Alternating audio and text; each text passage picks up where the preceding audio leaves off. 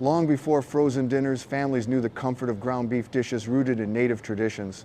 These weren't just meals, they were survival culture and memory on a plate. From flint corn shepherd's pie to sage spice meatballs, every bite carried history.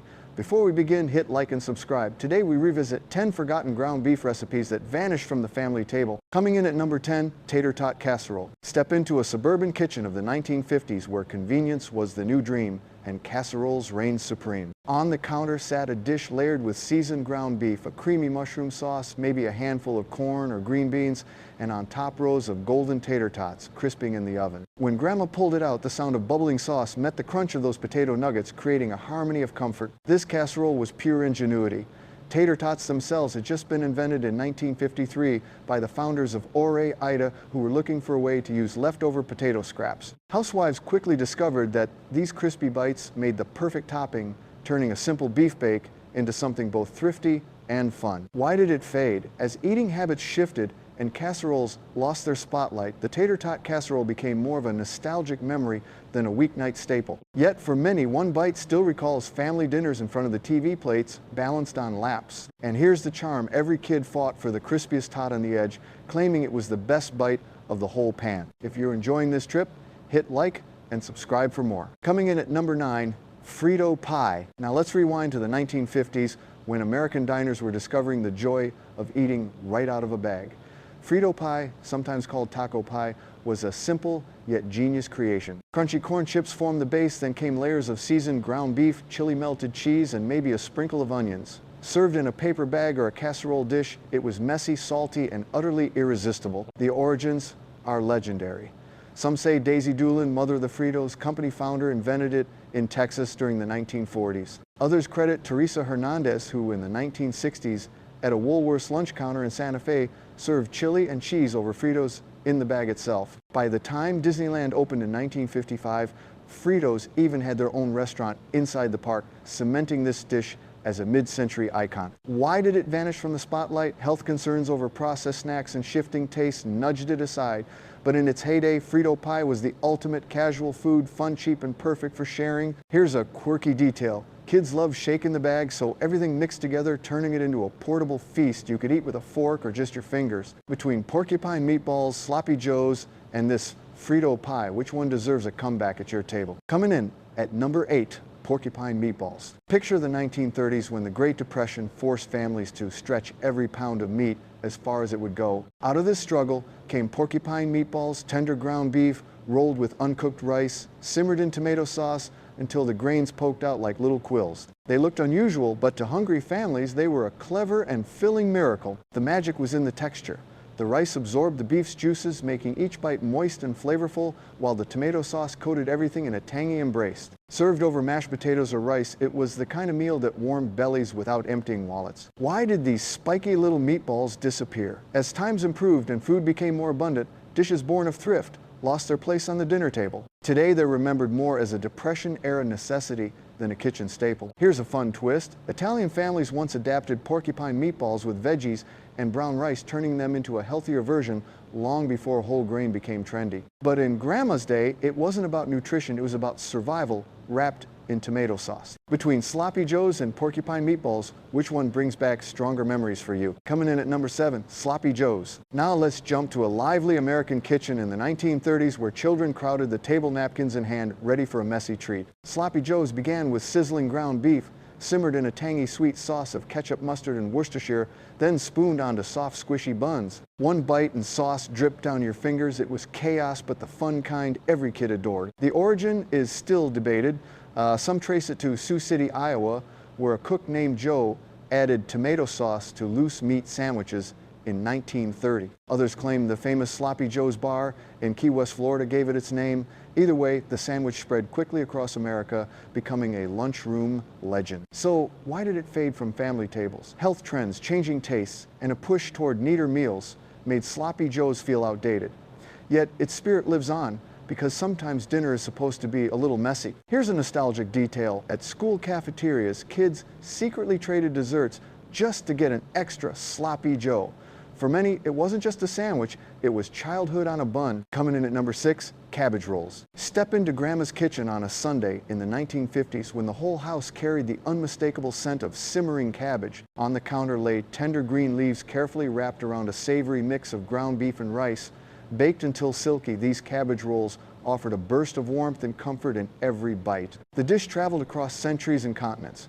Jewish cooks prepared versions 2,000 years ago, while in Bulgaria it was called sarmi, and in Russia, golubtsi. Each variation added its own touch pork, mint, paprika, sour cream, but in America, it became a staple of immigrant kitchens, binding old traditions to new soil. Why did cabbage rolls fade away? As kitchens modernized, fewer people wanted to spend hours rolling leaves when prepackaged meals promised faster results. Still, for those who remember the patience was worth it, the rolls tasted even better the next day, reheated with flavors deepened overnight. And here's the fun part. Many kids secretly dreaded the smell of cabbage, only to discover years later that it held the taste of home. If you're enjoying this trip, hit like and subscribe for more. Between Johnny Marzetti and these cabbage rolls, which one would you serve at your next family gathering? Coming in at number 5, Johnny Marzetti casserole. Travel back to Columbus, Ohio in the early 1900s, where a cozy family restaurant named Marzetti's served a bubbling new creation. It was called Johnny Marzetti, named after the owner's brother, and it soon became the Midwest's favorite comfort food. Picture tender ground beef noodles and zesty tomato sauce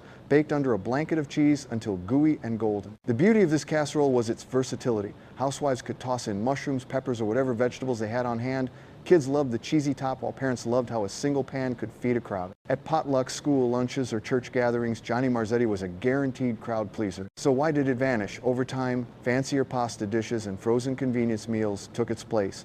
Yet nothing could replace the warmth of scooping into that casserole dish and hearing the stretch of melted cheese. Here's a charming note. Leftovers of Johnny Marzetti always tasted better the next day when the flavors had mingled into one harmonious bite. For many families, it wasn't just dinner, it was a shared memory of togetherness. Your comments keep these memories alive. Drop yours below. Coming in at number 4, Salisbury steak. Picture a modest American dining room in the 1940s where TV dinners had not yet taken over, but families were already craving quick comfort. On the stove, seasoned ground beef patties, sizzled in a cast iron skillet, ready to be drowned in a rich onion gravy. That was Salisbury steak, part medicine, part mealtime hero. Its roots stretch back to the Civil War when Dr. James Henry Salisbury promoted beef as a cure for digestive illnesses. Soldiers were told to eat steak and coffee to keep their strength, and his name soon became attached to these ground beef patties. By World War I, Hamburg steak had been rebranded as Salisbury steak, avoiding anything that sounded German. The taste was always hearty, juicy patties, soaking up gravy, often plated beside mashed potatoes and buttered peas. For children, it was the ultimate TV dinner staple. For adults, a filling but affordable option that stretched the family dollar. And here's the fun part. In bargain buffets and school cafeterias, Salisbury steak became so common that generations grew up thinking it was as American as apple pie. A dish born from science and war ended up etched into everyday memory. Coming in at number 3, shepherd's pie. Now imagine a farmhouse kitchen in the 1920s where the day's leftovers found new life under a blanket of mashed potatoes. Shepherd's pie wasn't fancy, it was born of necessity, a clever way for housewives to reuse bits of roast beef and turn them into something the whole family would devour. Layered ground beef, savory vegetables, and creamy mashed potatoes baked until golden created a dish that was equal parts thrift and comfort. The first spoonful always broke through that crust with a soft crunch, releasing steam that smelled of onions, gravy, and home. It was the very definition of a cozy meal, especially when the wind howled outside. So why did this dish fade? Convenience foods and fast dinners slowly pushed it aside. Yet for generations, shepherd's pie was the practical answer to waste. Not a crumb of beef or potato was left unused. Here's a bit of history though. Americans call it shepherd's pie, the Irish distinction. Once reserved cottage pie for beef and shepherd's pie for lamb. But at Grandma's table, nobody cared about the name. They just cared about that bubbling casserole waiting to be served. Between beef casseroles, thrifty meatloaf, and this shepherd's pie, which one would you bring back to your family table? Coming in at number 2, Dutch oven meatloaf with crackers. Step into a kitchen of the 1930s when families were counting every penny during the Great Depression.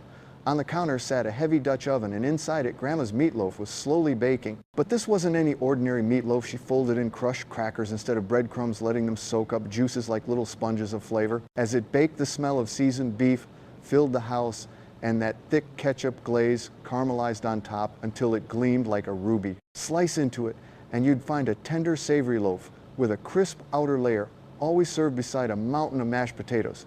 It was the taste of comfort and survival, all in one bite. Why crackers? They were cheaper and stretched the meat further, feeding big families with little money to spare. The Dutch oven locked in flavor, turning thrift into luxury. Here's a fun twist. Back then, kids would beg for the crispy edges, claiming those brown corners were the best part.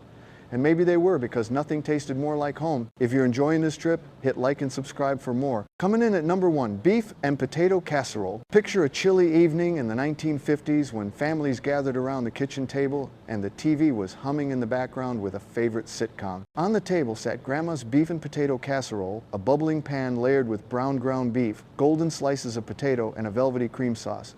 The smell alone could wrap you in warmth before the first bite. What made it unforgettable wasn't just the taste, but the feeling. More cheese always meant more love in Grandma's house. The crackle of the casserole dish being set down, the steam rising like a cozy blanket, it was the kind of meal that filled bellies and hearts alike. So why did it vanish from the family table? Somewhere along the way, casseroles like this lost ground to healthier superfoods and gluten-free fads. Yet, its magic was never about trends, but about simplicity. One pan, a few staples, and a guarantee of seconds. Here's a charming note. This casserole was often called a meal stretcher, perfect for tight budgets. But really, it stretched more than beef and potatoes. It stretched memories across generations. And there you have it, 10 forgotten ground beef recipes that once carried families through hardship, celebration, and everyday life. They weren't just food. They were history served on a plate, blending native traditions with evolving American kitchens. Maybe it's time to bring a few of them back, not only for the taste, but for the stories they keep alive. Which of these dishes do you wish could return to your table? Don't forget to like, subscribe, and share your memories in the comments.